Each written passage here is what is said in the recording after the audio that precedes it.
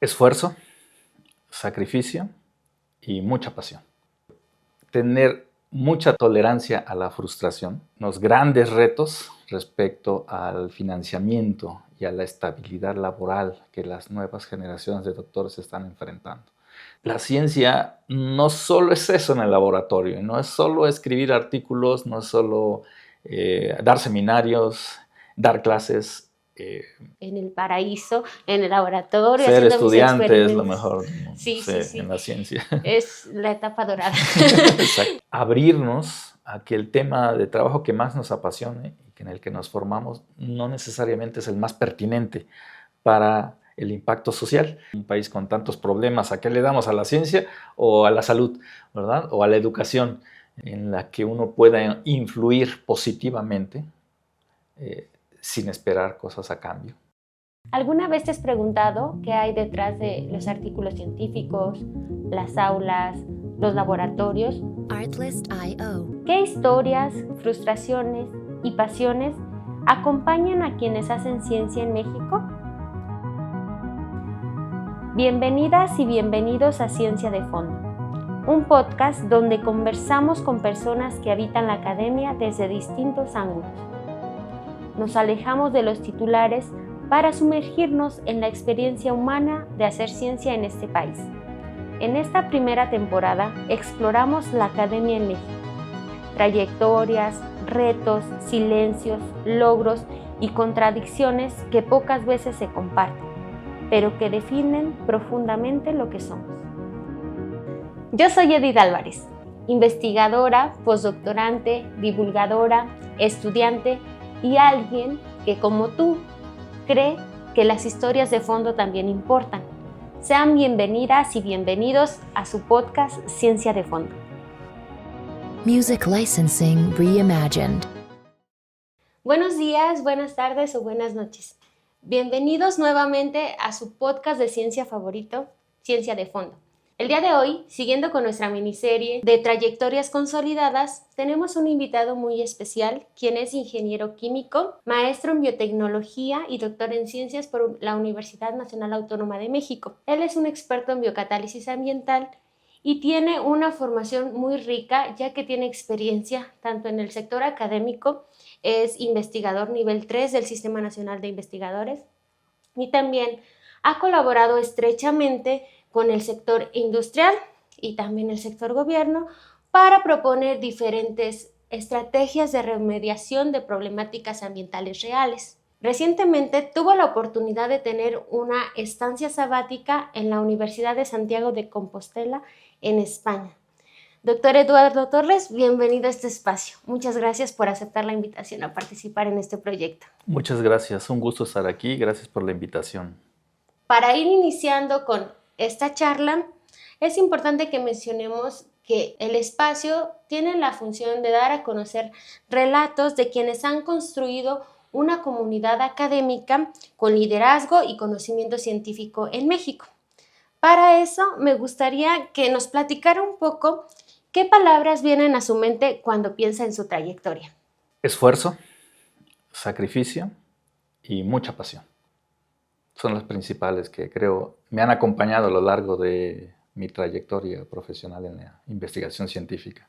Y en ese sentido, ¿tendría algún consejo para darnos a quienes vamos iniciando con nuestra trayectoria en la academia? Sí, sobre todo en estos tiempos más recientes hay que tener mucha tolerancia a la frustración, porque, como sabes, la investigación científica presenta muchos retos a nivel pues, del quehacer científico como tal, el llevar a cabo experimentos, analizar resultados, pero adicionalmente, en años más recientes, hay unos grandes retos respecto al financiamiento y a la estabilidad laboral que las nuevas generaciones de doctores están enfrentando. Entonces, sé que es fácil decirlo ya desde mi punto de vista, pero pues la mayor paciencia y tolerancia, porque sí estoy seguro que vendrán tiempos mejores. Respecto a su formación y los primeros pasos en su quehacer científico, ¿cómo fueron sus años de formación en la UAP y después en la UNAM? La edad a veces se me fue la palabra, pero la edad muchas veces, con esta fuerza que uno tiene mentalmente para enfrentar las cosas, puede compensar un ambiente tan limitante como lo fue mis años de licenciatura en la Universidad Autónoma de Puebla. En ese entonces no era benemérita todavía. Fue un tiempo en que la universidad tenía un espíritu social crítico muy fuerte, lo cual creo que era un gran punto a favor. Pero por el otro lado, y en particular en la Escuela de Ingeniería Química, hubo mucho descuido académico. Entonces yo tuve muy pocas clases, no tenía laboratorios, no teníamos baños, por ejemplo. Había muchas marchas, había de las clases que teníamos muchos profesores muy mal preparados. Entonces, el puro esfuerzo, el interés y el compañerismo que teníamos en ese entonces nos hizo salir adelante estudiando casi solos muchas de las asignaturas. Aún así fue un tiempo maravilloso el estar en la Universidad de Puebla y por eso quise regresar. Posteriormente en la UNAM es un mundo distinto. Llegué a un instituto de excelencia en biotecnología en la ciudad de Cuernavaca y tener un laboratorio con material incluso de sobra, infraestructura de sobra, dinero de sobra, fue encontrarme en el paraíso, ¿no? Debido a estos años en la universidad de carencias a nivel académico, sí me costó mucho trabajo. Yo nunca había reprobado un examen y en la maestría reprobé con calificaciones de 3 o 4, por ejemplo, en biología molecular, que nunca la había yo llevado en la vida. Pero yo estaba sumamente feliz en ese entonces, haciendo mi tesis de licenciatura, porque me fui allá a hacer mi tesis de licenciatura. Y fue algo que el destino me llevó allá. Yo cuando estudiaba ingeniería química, creo que a todos nos pasa, que nuestra carrera nos llega un poco a veces a decepcionar y decir, yo debía haber estudiado otra cosa. Y a mí me empezó a llamar mucho la atención los sistemas biológicos. Quise hacer cosas más acercadas a la vida, pero al mismo tiempo me gustaba mucho la termodinámica, me gustaba mucho la catálisis y tenía una preocupación ambiental muy personal. Y entonces cuando llegué a la UNAM, mi director de allá trabajaba con enzimas, catalizadores biológicos, se dedicaba a lo ambiental y me dijo, tu tesis tiene un campo en el que tenemos que usar mucha termodinámica. Entonces llegué al sitio en donde estaban todos los aspectos que a mí me interesaban y entonces me dediqué con todas las ganas del mundo a trabajar durante mi tesis. Yo la saqué en 6 meses, trabajando de lunes a domingo. A veces me quedaba las noches sin necesidad, pero para avanzar más. Pero por puras ganas, no tanto porque debía yo titularme prontamente. Entonces fue la UNAM el sitio en donde pude recuperar mucho del atraso académico. Aún así, comparaba a mis compañeros que sí habían tenido una licenciatura consolidada, pues me costó mucho trabajo emparejarme. Pero ese fue mi inicio, ¿no? Yo desde que estaba en la licenciatura dije, no quiero dedicarme como ingeniero de proceso a estar en planta, yo quiero dedicarme a la investigación. Con pocos ejemplos que hubo en la UAP, pero sí los hubo, de gente que amaba su trabajo y que quería hacer investigación. Sí, porque tengo muy clara una frase que una vez comentó de que soy ingeniero químico, pero biotecnólogo soy ingeniero químico de formación, pero biotecnólogo de corazón. Exactamente. Entonces, ahora entiendo Sí. el porqué. Después de que egresó de su formación académica, empezó a trabajar en el Instituto Nacional del Petróleo. ¿Qué experiencias y aprendizajes tuvo durante esa etapa laboral? Sí, fue una etapa que me tocó también muy diferente a la que ustedes, los más jóvenes, están viviendo. Yo todavía no terminaba mi doctorado y ya tenía yo la oferta de trabajo. Entonces estuve nada más 3 meses desocupado en lo que los trámites se llevaban a cabo y llegué al Instituto Mexicano del Petróleo en una fase muy interesante que experimentó este instituto, porque previamente se dedicaba únicamente a darle servicios a Pemex y vivía de eso, y vivía muy bien, tenían mucho dinero. Este instituto incluso era independiente, no recibía dinero del gobierno porque sacaba todo de los servicios a Pemex.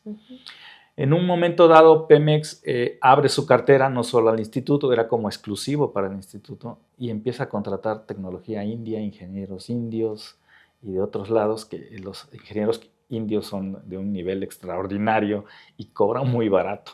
Entonces el IMP se empezó a quedar sin servicios Y el director que llegó en ese momento, que era un director académico proveniente de la Universidad Autónoma Metropolitana, dijo, vamos a hacer investigación, porque solo así podríamos competir con cosas innovadoras, diferentes, y darle a Pemex otro tipo de apoyo. Y entonces crearon programas de investigación, creo que fueron 7, entre ellos el programa de biotecnología del petróleo. Como yo había trabajado en mi doctorado con cuestiones de petróleo, pues quedé muy bien en ese plano. Fue una experiencia muy enriquecedora, un poco frustrante porque la industria petrolera es el extremo para la biotecnología. La biotecnología pues trabajan los microorganismos en agua, en condiciones de temperatura y de presión y de contenido de sales fisiológicos. Entonces llevarlo a un sistema de refinación de petróleo, que era el propósito, a 500 grados centígrados, 300 atmósferas de presión, pues es... Una locura. Sí, una locura. Pero fue un buen experimento. Se hizo a nivel mundial. La biotecnología de petróleo tuvo un auge en esos años, del 2000 al 2010.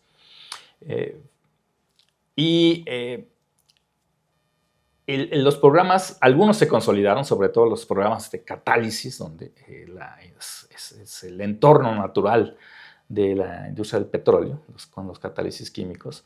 Y otros programas no se consolidaron, pero principalmente fue debido a cuestiones más políticas, burocráticas, que en sí lo que estaba produciendo la investigación. Entonces pude visualizar pues la situación desde ese microsistema que era el Instituto del Petróleo, visualizar cómo la ciencia tenía retos gigantescos más allá de la parte meramente científica, sino aquella que tenía que ver con la política. Después que se fue a su estancia en Alemania, ¿qué cambió en usted como científico y como persona? Me imagino que en esa etapa ya estaba súper enfocado en construir vida académica, entonces esa estancia. El primer congreso internacional que yo fui en el primer año estando en el Instituto del Petróleo fue en Alemania, en Dortmund, Alemania. Okay.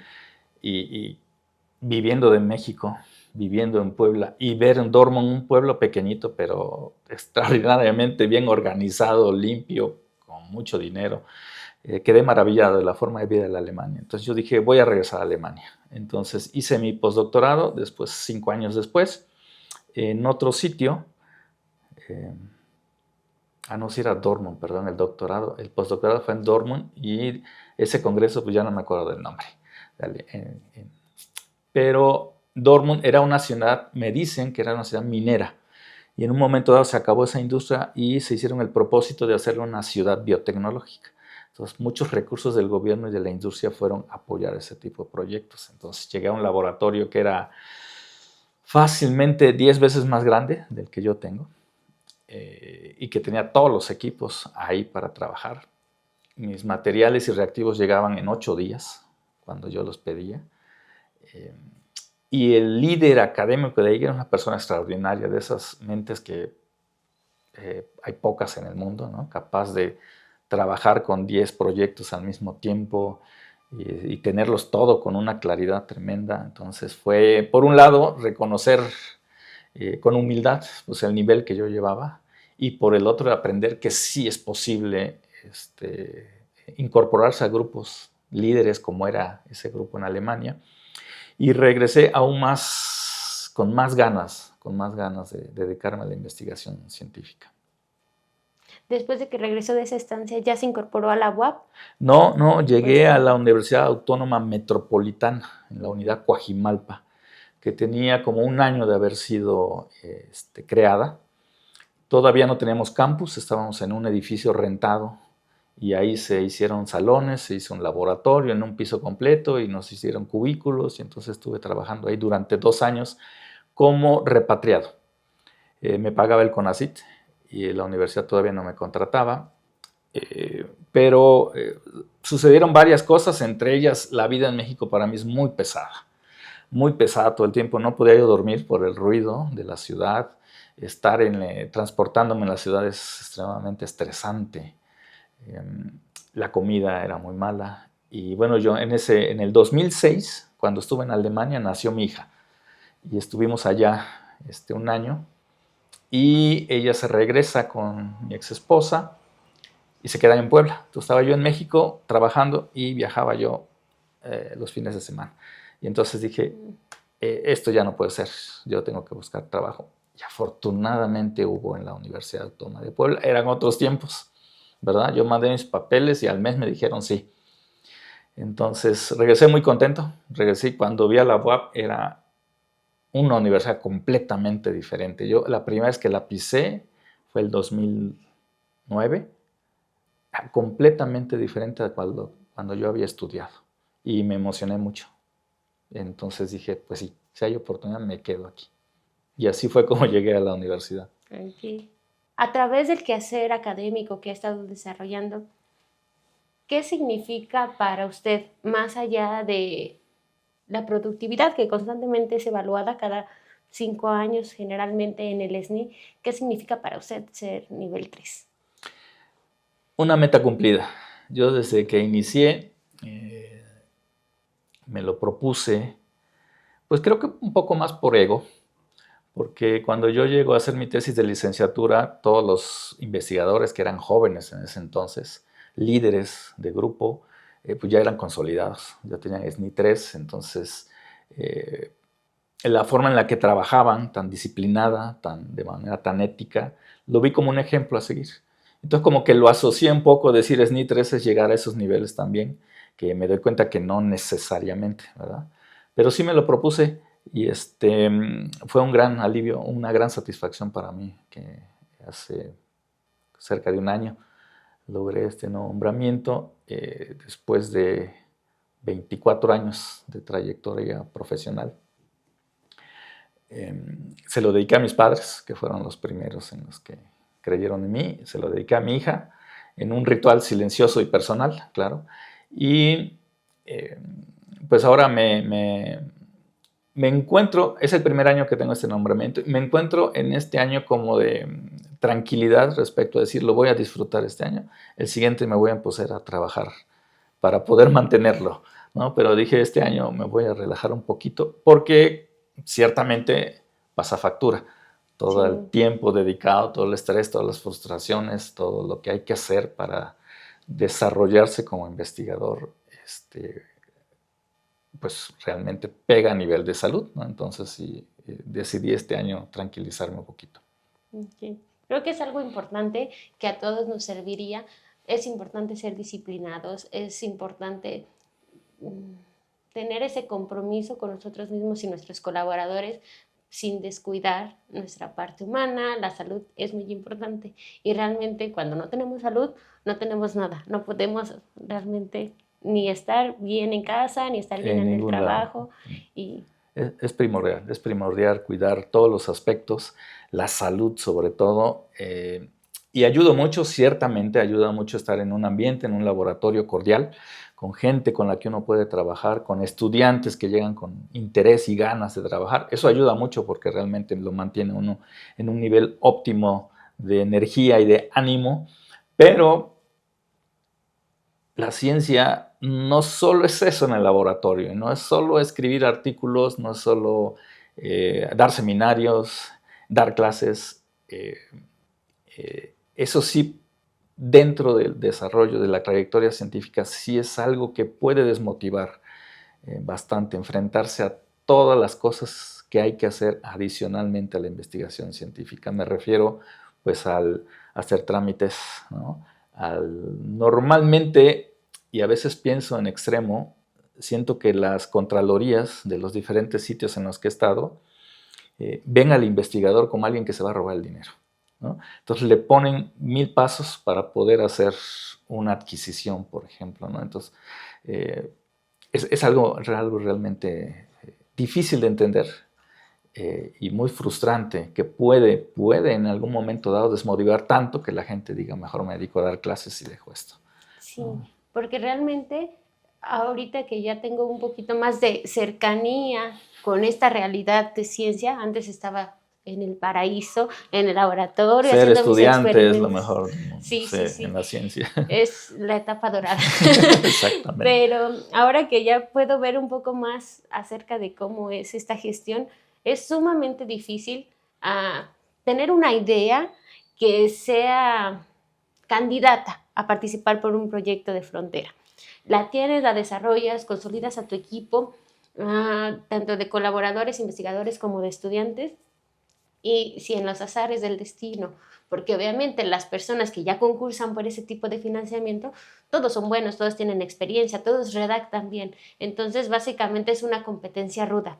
Ya teniendo el proyecto y los fondos, el enfrentarte a este panorama tan desalentador en donde toda la gestión de contabilidad y administrativa te entorpece mucho tu trabajo y muchas veces te atrasa en tiempos de entrega de meses, cuando ya sabemos que a veces en un solo día de trabajo tienes resultados para estar un mes analizando, Es escribiendo. cierto, sí. Entonces sí veo que es muy, muy desgastante y que se requiere de mucha paciencia y experiencia y mucho temple. Exactamente, sí. Sí, cuando estaba yo en el Instituto Mexicano del Petróleo, éramos puro investigador realmente. Entonces estábamos más bien haciendo pura investigación. No dábamos clases, las compras nos las hacía una contadora, nos hacían la limpieza del laboratorio, incluso de lavado de material. Entonces eso quizás sea la forma que un investigador que busca hacer, ¿no? Cuando hay institutos de investigación, he visto que el nivel de tareas adicionales son mucho menores. Estar en el Instituto de Ciencias de la UAP tiene ciertas ventajas. Sé que en las facultades hay que dar mucho más clases y muchas más gestiones y asesorías que lo que hacemos nosotros, pero aún así es una carga que nos resta energía y nos resta tiempo para dedicarnos a la investigación. Aunado a las precarias situaciones de financiamiento, pues todo hace un ambiente de un reto gigante seguir manteniéndose con el interés de hacer investigación científica. Creo que es un área de oportunidad muy grande que la Secretaría podría tener en cuenta para...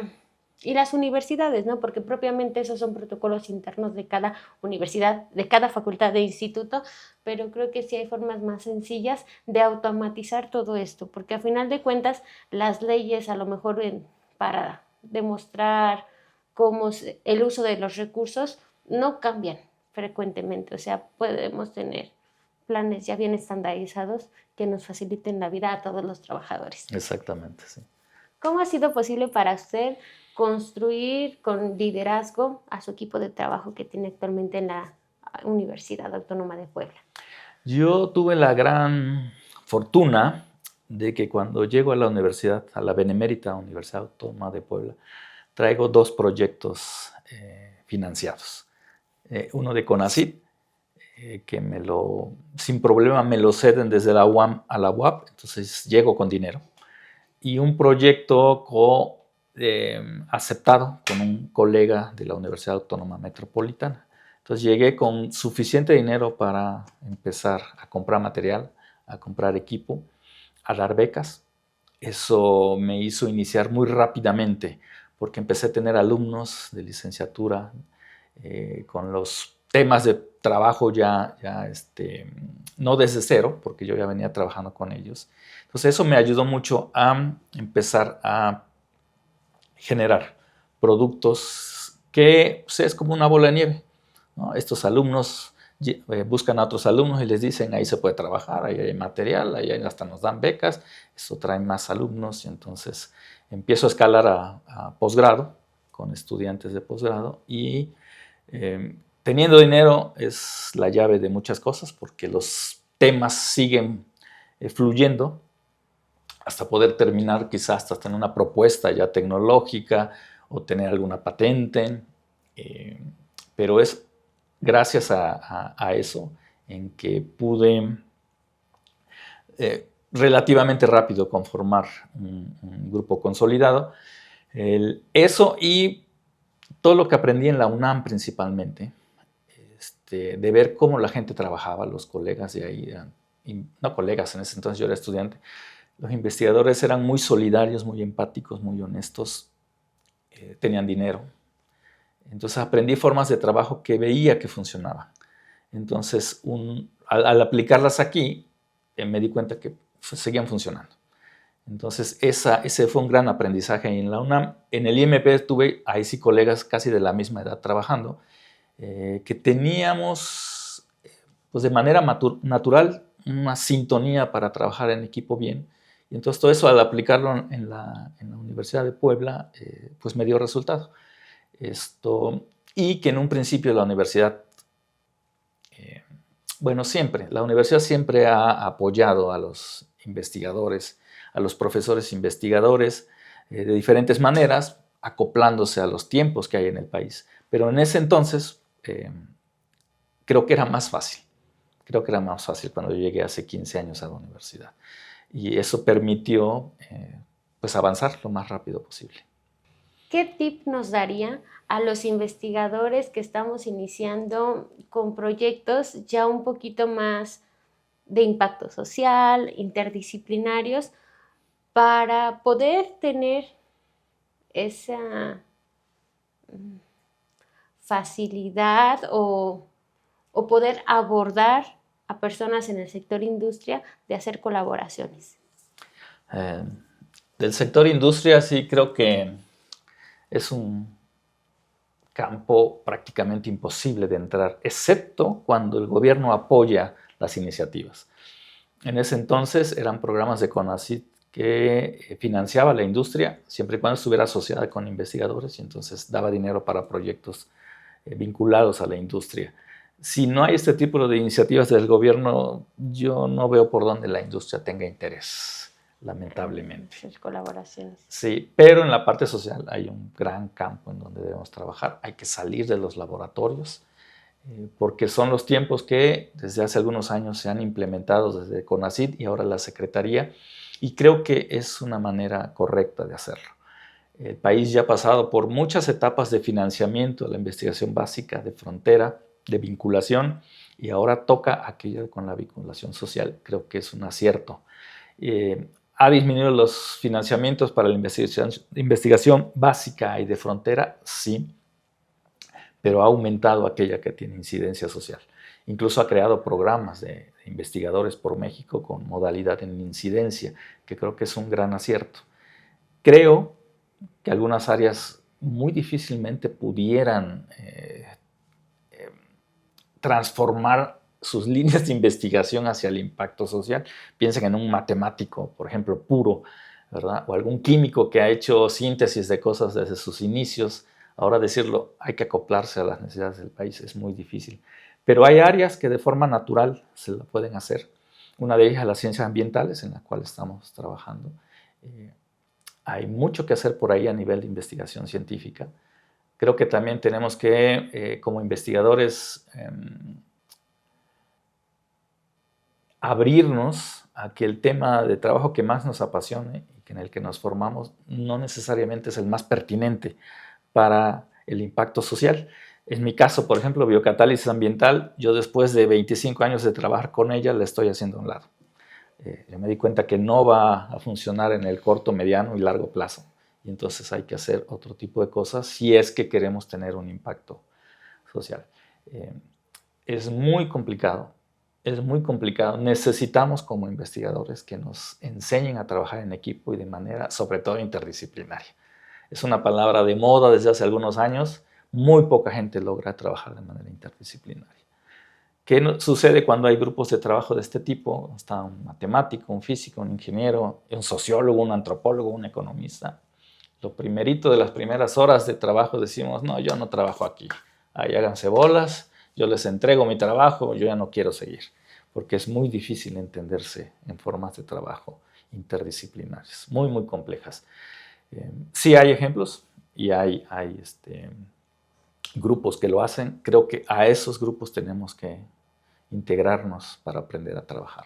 Muchas veces nuestra formación, digo por el área en el que nos desarrollamos, es muy metodológica.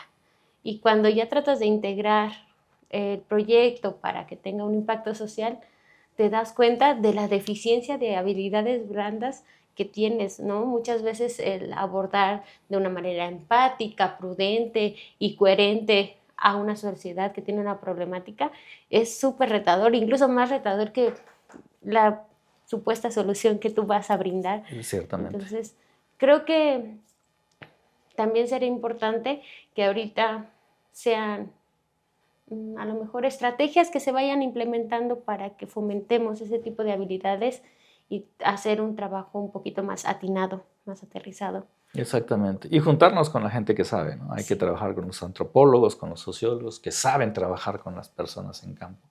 No es fácil. La gente, por un lado, o en algunos lados, ya están hartas del científico, que llega a sacar datos y se va y nunca regresa, ¿verdad? O en otros lados, que hay una cuestión social muy complicada, desde violencia, en donde si nosotros llegamos nos ponemos en riesgo y ponemos en riesgo a los estudiantes, pero gente como antropólogos, sociólogos, historiadores, saben trabajar muy bien al nivel que campo y con ellos hay que hacer equipo, porque ellos hacen un trabajo de investigación también que no es cuantitativo, es más cualitativo y entre que pudiera ser a veces más fácil, pero realmente es muy complejo por toda la flexibilidad que tiene.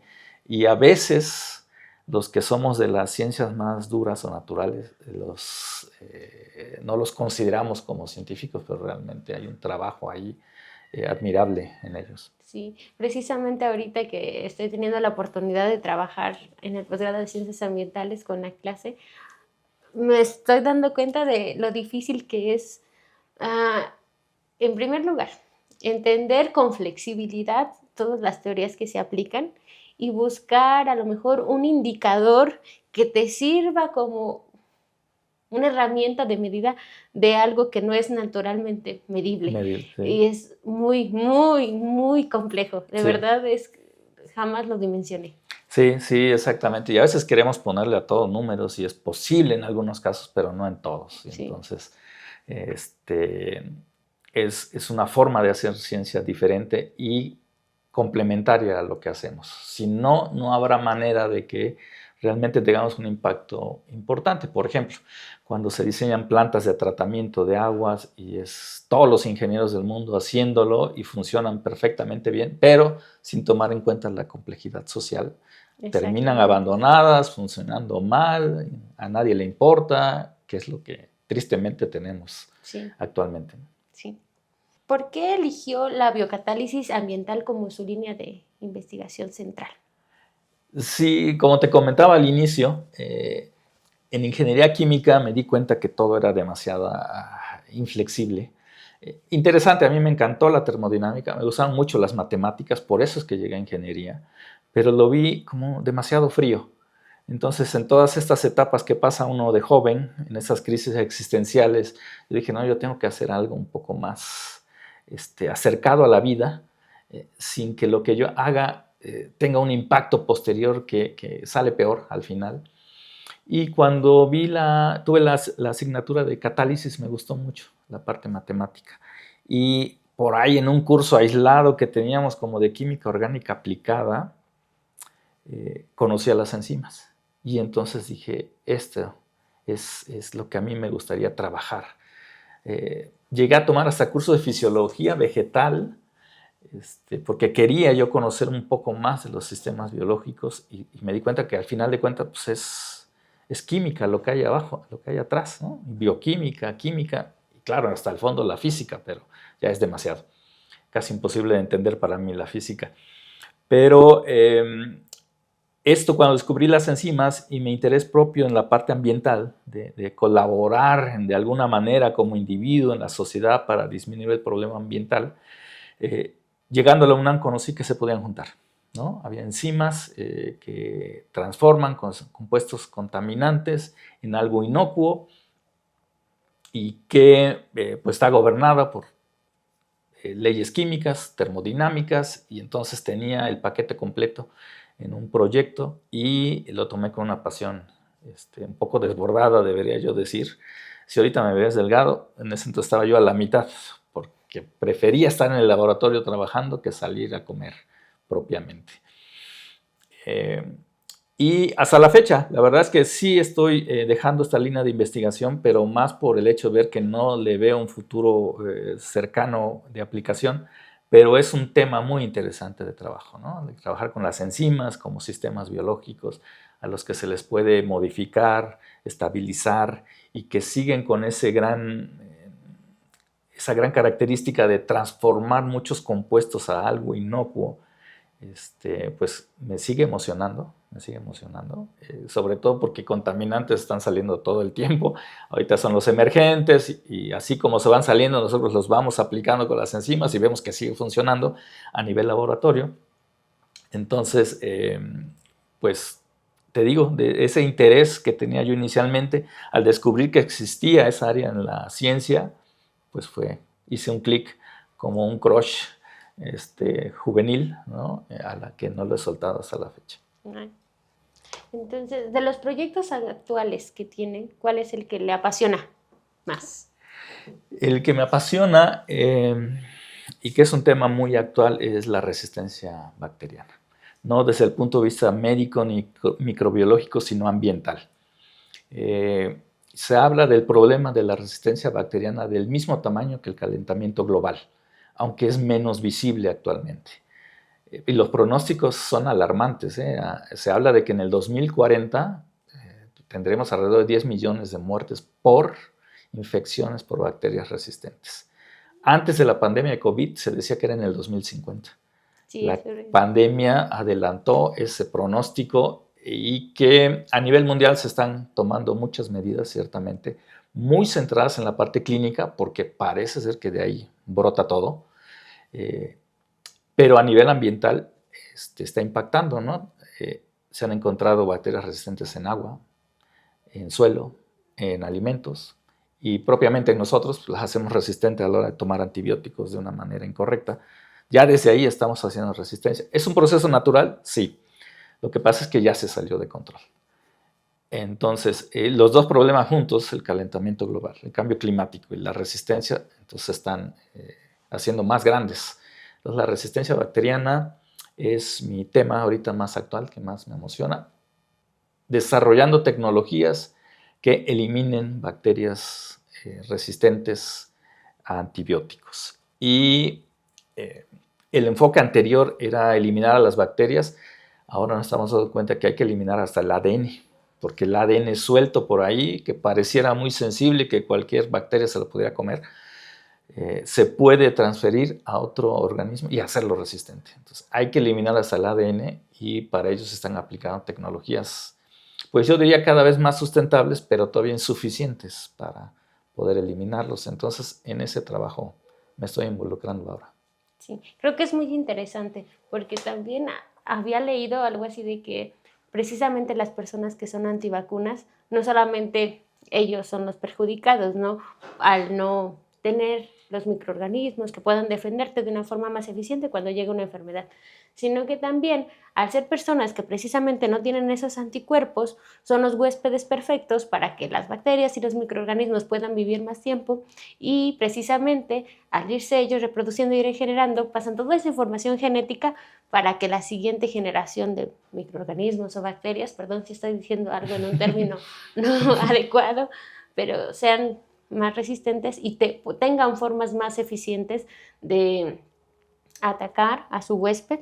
Entonces, que es por eso cuando una comunidad sí está tomando las medidas para vacunarse, en este caso, ¿no? Que puse de ejemplo, pero cierto grupo no, pues ellos son el caldo de cultivo perfecto para que las bacterias y microorganismos y virus vayan mutando y aprendiendo a tener mejores herramientas de defensa hacia nuestras propias herramientas antimicrobianas, ¿no? Sí, la verdad es que somos culpables todos. El uso intensivo de antibióticos es lo que ha provocado que la resistencia, las bacterias reaccionan a ello. Y aparte hay aquellos llamados coselectores, es decir, no solo el antibiótico, si hay metales, si hay plaguicidas, pues la bacteria se activa, esos mismos mecanismos que la hacen entonces resistente. Ahora que mencionabas como el caldo de cultivo, las plantas de tratamiento son los sitios en donde mayor cantidad de bacterias resistentes puede uno encontrar porque son sitios contaminados, donde hay metales, donde hay plaguicidas, donde hay antibióticos, donde hay un montón de condiciones físico-químicas que estas bacterias al vivir en ese estrés activan sus mecanismos de resistencia, ¿no? Y Eso nos ha acompañado siempre. Desde que se inventó el primer antibiótico, a los meses ya estaba la primera bacteria resistente. Pero ahora estamos hablando de bacterias multiresistentes. A varias familias de antibióticos son resistentes y que ha llegado el caso en algunos hospitales en donde es resistente a todos los antibióticos disponibles. Entonces ya no hay defensa ante ello. Entonces tenemos por un lado que combatir ya el daño en el ambiente con estas resistencias y buscar nuevos antibióticos, pero sobre todo ser más responsables con todo el manejo de estos compuestos, ¿no? Utilizarlos menos, si sobran, disponerlos adecuadamente. La industria de síntesis también pues debe darle tratamiento a sus aguas para que estos compuestos no salgan de manera desbordada hacia los cuerpos de agua sobre todo. Entonces es un reto que, repito, no es tan visible como el cambio climático, pero es un problema que tenemos presente y que se va a intensificar en los siguientes años. En su experiencia, ¿cuál considera que es el papel que juega actualmente nuestro país en el nivel de investigación global? Casi cero. Hay grupos fuertes y áreas fuertes en México. Yo diría la física, ¿verdad? En algunas de sus áreas son competitivas y sobre todo influyentes a nivel mundial. Fuera de eso, la imagen es bastante triste. Por ahí alguna vez leí y se ha comentado en diferentes foros, si la ciencia en México desapareciera, no se le movería una pizca a la ciencia mundial, ¿no? Realmente el impacto que se tiene desde México al resto del mundo es muy bajo. Creo que empezamos tarde y se está caminando en la formación de recursos humanos en grandes volúmenes, al grado de que ahorita está el problema de dónde contratarlos, ¿verdad? Y es una situación complicada para los nuevos investigadores. Pero sí, fuera de algunos casos exitosos que se pudieran nombrar, grupos o personas realmente con un nivel de impacto más allá del país, la ciencia en México está a niveles muy tempranos como para poder decir que tiene un impacto, que sea líder o que sea muy visible en el desarrollo científico a nivel mundial, ¿no? Esto es un proceso que me imagino llegaremos en un momento dado, lentamente, si es que seguimos con las mismas políticas, o si cambian, puede ser más rápidamente, pero sí se necesita más apoyo a la ciencia para poder ser más influyente. Claro que me imagino a los tomadores de decisiones en decir, un país con tantos problemas, ¿a qué le damos? ¿A la ciencia o a la salud, ¿verdad? O a la educación? En un país que no tiene tanto dinero como otros, la ciencia queda en segundo plano. Y entonces esto ha impactado a lo largo de los años y por eso es que actualmente pues yo creo que es mínimo o más abajo del mínimo el papel o la influencia que tiene la ciencia en México en el resto del mundo.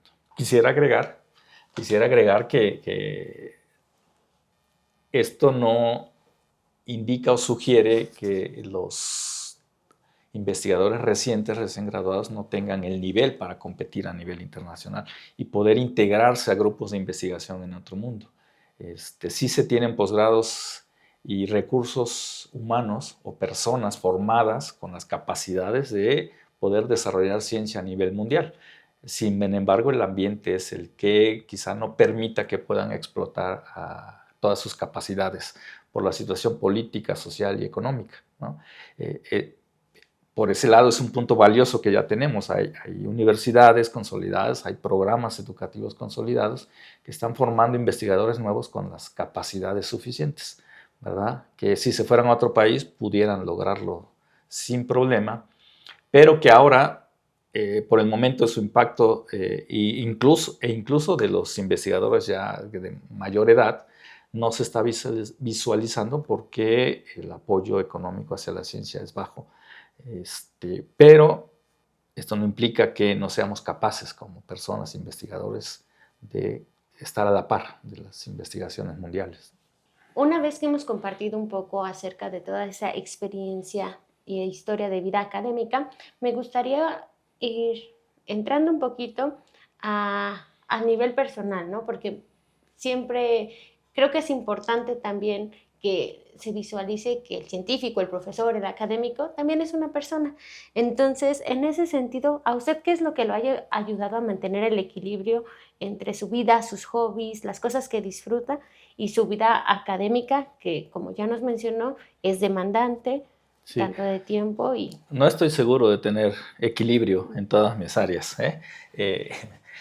Ojalá pudiera llegar ya en ese punto en el que pudiera yo estar en paz en todos los aspectos de mi vida. Lo cual a lo mejor se logre ya en un nivel de mayor edad en la que nos importen menos cosas y nos importen más aquellas cosas que realmente son las más importantes. Algo que a mí me hizo transformarme en mi forma de sentir la vida y de verla fue el yoga. Empecé por ahí de los 20 años a hacer yoga y fue un cambio brutal en mi forma de sentir la vida, desde sentir la comida, por ejemplo, porque me hice vegetariano y estaba yo asombrado de cómo disfrutaba yo comer, cuando normalmente uno come un poco de forma automática o puede decir está rico, está picoso, está salado. Era casi una meditación la comida, ¿no? Era exquisito poder sentir tantos sabores. Y me hizo también reflexionar y profundizar en aspectos espirituales, por ejemplo, en conocer cosas que hasta la fecha yo no podría encontrarles explicación científica, pero cosas muy raras que viví, algunas bonitas, algunas extrañas. Conocer un tipo de personas completamente diferentes. Pude estar a los lados en esta asociación de los gurús, por ejemplo, que eran los de nivel espiritual más elevado, y realmente sí pude entender que trabajar en la propia persona nos puede llevar a esos niveles de equilibrio, ¿sí? Era admirable sentir la energía de un gurú, por ejemplo, ¿no? Pero también eran ambientes complicados porque, por ejemplo, yo era de los más jóvenes, casi toda la gente era mayor, y no fue un ambiente en el que pudiera yo estar tan cómodo todo el tiempo. Eso fue algo que sí me hizo reflexionar mucho y conocer cosas diferentes a la ciencia y que me han acompañado hasta entonces. Luego la vida me enfrentó a tantas cosas que dejé el yoga, regresé, ya no me satisfizo, y empecé a descuidarme en algunas etapas, a caer en desequilibrio terrible. Y creo que mi estancia sabática fue un respiro profundo. La anfitriona que tuve allá, la doctora Teresa Moreira, se portó muy bien conmigo, fue muy cordial, me puso a alguien para que hiciera el trabajo y yo nada más supervisando. Entonces tuve mucho tiempo de reflexión, de lectura, de caminatas. Entonces logré estar en un estado diferente que cuando regresé dije ya no quiero volver a lo de anterior, quiero estar en una situación más tranquila. Ayudó de que ya después de muchos años de trabajo pues logré la consolidación en el trabajo, tener estabilidad laboral, tener estabilidad con mi familia, pero yo creo que nunca se llega a un equilibrio estático, es dinámico y en esa dinámica a veces hay extremos en los que inevitablemente vamos a caer, ¿verdad? Que son enriquecedoras como vida, pero estar en ellas es a veces complicado. Entonces, es muy difícil, al menos para mí, ver las pequeñas señales que a veces nos van a causar un desequilibrio posterior. El estar más consciente sí va a ayudar a ver esas señales y evitarlas antes de empezar muy lentamente a desequilibrarnos y al final darnos cuenta que ya estamos fuera de punto. Eso sería lo que últimamente he puesto más atención en aquellas pequeñas señales en las que debo evitar para no caer en el desequilibrio. Pero no estoy seguro de estar en el equilibrio total, ¿no? Ciertamente, hasta el doctorado yo trabajaba 12 horas diarias, ¿no? Estaba yo soltero, alejado de mi familia porque estaba yo en Cuernavaca, no había nadie, entonces yo me dedicaba a estar en un laboratorio en lo que había muchas más personas trabajando también con la misma pasión y los tiempos. Es un tipo de vida realmente estar en un laboratorio y estudiando sobre todo porque está uno sin otras preocupaciones adicionales. Pero de ahí al cambio a ya ser el profesor, investigador, pues ya implica atender otras cosas que uno no atendía. Entonces, ciertamente es importante no descuidarse. Yo ya trabajo menos que antes, mucho menos que antes. Afortunadamente, pues ya tengo estudiantes consolidados que hacen el trabajo, una postdoctorante que me apoya mucho. Entonces, eso ayuda. Y lo que es muy importante es restarle importancia a cosas que no son importantes. No desgastarnos. A veces incluso en una junta de profesores y sale uno enojado y ya está uno medio día enojado. No tiene caso, no tiene caso. Hay que restarle importancia a muchas cosas que no son importantes realmente. Pero no es fácil de entenderlo. Hay que pasar a veces hasta enfermedades para poder entenderlo. Y creo que ya estoy en una etapa un poco más allá de entenderlo, aunque a veces no lo identifico, ¿no? Pero hay que pasar por lo malo a veces para lograr lo bueno. Dentro de esas cosas que procura hacer, como un cuidado o complacerse a sí mismo porque son cosas que disfruta, ¿qué papel juega la poesía, la lectura en su día a día? Sí, mucho. Tengo etapas también de que no toco como un libro, pero casi toda mi vida, no. Desde los 18 años en adelante yo descubrí la lectura. Mi papá era alguien que leía mucho, lo considero alguien que fue alguien inteligente a pesar de solo haber estudiado el 4º año de primaria. Él leía mucho, pero no nos lo inculcó y entonces yo no leía tanto. Llego a Puebla, alejado de la familia y teniendo libros a la mano me puse a leer y entonces descubrí el mundo de la lectura como algo muy maravilloso. Entonces, desde entonces leo bastante. La poesía me gusta, pero leo de muy pocos autores y de esos autores entiendo muy poco. Pero lo que leo, aunque no lo entienda y me mueve algo, es quizá lo más profundo, lo que más profundamente me toca es la poesía. Pero no soy gran conocedor, ni de libros, ni de autores, pero de frases que a veces leo y que se me acompañan durante todo el día o durante varias semanas. Es lo que más, creo que lo que más me llena, ¿no? Tengo una gran satisfacción ahora porque mi hija, sin que yo le haya enseñado mucho, lee mucho desde pequeñita. Entonces eso me da una gran alegría porque sé que es muy formativo y muy enriquecedor la lectura. Pero sí, la poesía, tengo 2, 3 poemas favoritos y todo el tiempo lo ando repitiendo. Sobre todo cuando en un momento dado estoy en calma y lo primero que me llega a la mente es la poesía. Algunos enunciados de poetas, sobre todo Octavio Paz. Es muy difícil entenderlo, pero hay cosas que uno lee y lo mueven internamente y lo hacen sentir bien. Okay. Entonces diría que Octavio Paz es una recomendación que podría ser para nuestros escuchas. Sí, pues es un premio Nobel, ¿verdad? Es nuestro premio Nobel de literatura en México.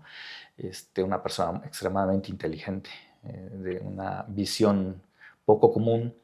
Pero repito, es difícil entender sus poemas, yo no las entiendo, pero alguna vez le decía yo a una colega que me preguntaba que si no le entendía por qué me movía, le digo yo, es como si de repente abres la puerta de tu casa y pudieras ver el universo.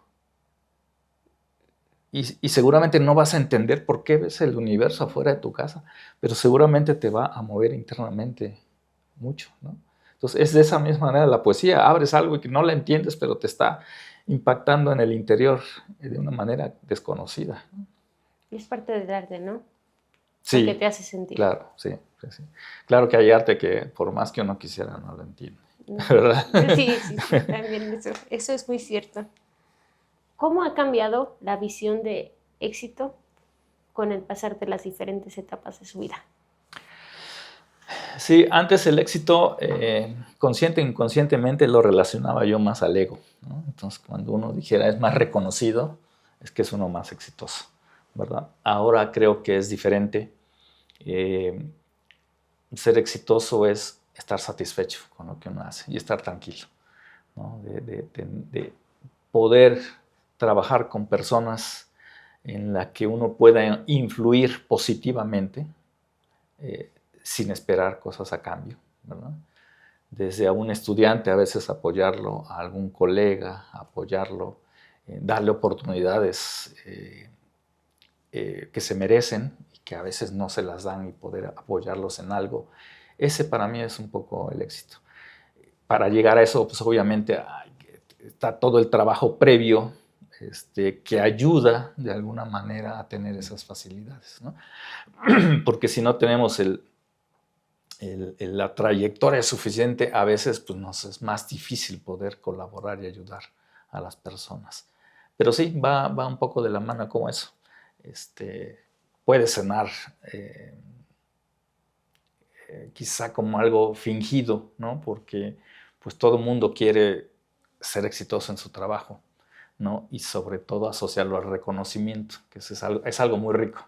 Ciertamente nos alimenta el ego y creo que es también algo sano hasta cierto punto.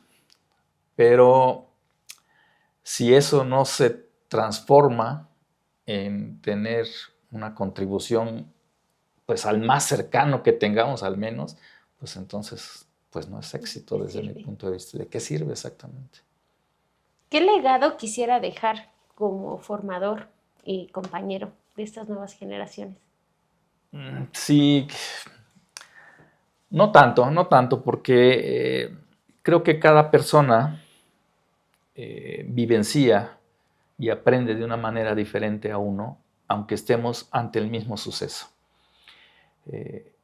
Lo único que yo quisiera es que las personas con las que me han apoyado tanto como estudiantes trabajando y haciendo cosas que me benefician, pues pueda yo regresárselos de alguna manera, ¿no? Ese sería como decir, compartamos, ¿no? Sin esperar nada a cambio, es decir, entregando cosas sin condiciones, sería lo que, si alguien lo replica, y que hay gente que lo hace y muy independientemente, y debe haber muchos, pero yo quisiera sumarme a eso, ¿no? De que trabajemos sin tener esperar algo a cambio, que sucede mucho lamentablemente y que estamos un poco obligados por la forma en que nos evalúan, ¿verdad? Porque a veces si yo pido un favor y algún apoyo, pues me dicen sí, pero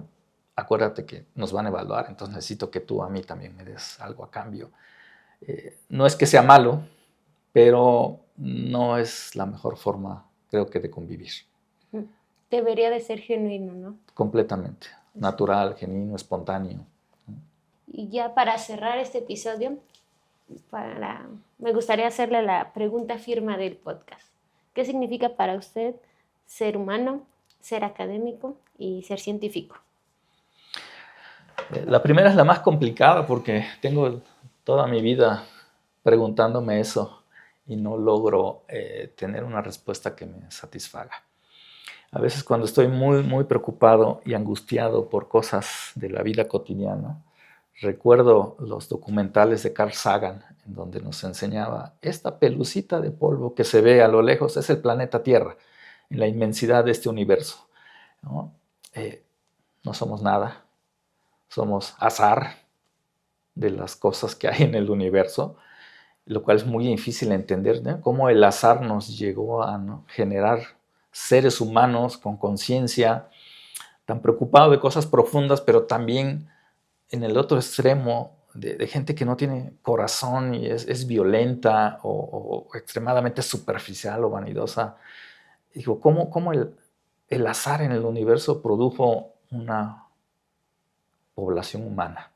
Entonces no tengo respuesta todavía para eso, ¿no? A mí me asombra los extremos que tenemos como seres humanos en las cosas hermosas y maravillosas, y del otro lado lo más terrible que pudiéramos hacer más allá de todos los seres vivos que hay en el universo, o en la Tierra al menos. Ser académico es creo que uno de los trabajos más privilegiados que hay hoy en día, en el que nos permite convivir con muchos estudiantes que nos alimentan todo el tiempo. Me decía alguna vez un colega, uno no se da cuenta a veces cómo va envejeciendo, porque todo el tiempo ves a alguien de la misma edad, ¿no? Estudiantes que llegan y se van, pero llega otro de la misma edad, y así pueden pasar 10 años y uno siempre está con alguien de 20 años trabajando. Entonces a veces no se da uno cuenta cómo pasa el tiempo en uno mismo. Es un gran privilegio, y estar en la Universidad Autónoma de Puebla es un privilegio, es un trabajo con flexibilidad, con libertad. Es una buena universidad, con prestigio actualmente. Entonces, creo que uno de los trabajos mejores que podemos tener como académicos. Y la de ser investigador, dentro de ese mundo de la academia, el ser investigador es, yo creo que lo mejor. Estar con todo el tiempo haciendo cosas para respondernos a alguna pregunta, enfrentarnos a la frustración de que no sale, o a veces salen cosas que no entendemos, ver a la gente, los estudiantes sobre todo, cómo trabajan con una despreocupación, no descuido, sino despreocupación realmente, y poder ejercer un trabajo con alegría, sin tantas ruido en la cabeza, pues es maravilloso, es maravilloso. Creo que es la profesión que el destino me puso y que la supe tomar en su momento, y me encuentro pues muy contento al respecto. Qué alegría escucharlo. ¿Le gustaría compartir sus líneas de investigación por si alguien de los que nos está escuchando y viendo está interesado? Aquí abajito les vamos a dejar el contacto para que pudieran tener una interacción más directa si es su intención. Pero sí, muchas gracias. De la biocatálisis ambiental todavía tendré, yo creo, 5 años dedicándome más a ello. Actualmente lo que se está haciendo es combinar tecnologías de tratamiento biológicas con fisicoquímicas, entonces estamos incursionando en ello, hacer biocatálisis, aplicando enzimas para degradar contaminantes con ozonización o con electrocoagulación, que es con el apoyo de la postdoctorante Laura Pérez Flores, quien está con esa línea de investigación. Entonces estamos combinando tecnologías para tratar de eficientizar y hacer menos costosa una de las tecnologías. Por el otro lado, pues dentro de ciencias ambientales, estoy trabajando con el tema de la resistencia bacteriana en el ambiente, no solo desarrollando tecnologías, sino también diagnosticando, porque en este país nos faltan muchos datos para diagnosticar cómo está la contaminación. Y prácticamente no hay datos sobre la intensidad de la contaminación por bacterias resistentes. Entonces estamos trabajando con la cuenca del Alto Atoyac para tomar muestras, diagnosticar cómo está en términos de resistencia bacteriana, y con ello y toda la caracterización de las aguas, proponer tecnologías de tratamiento.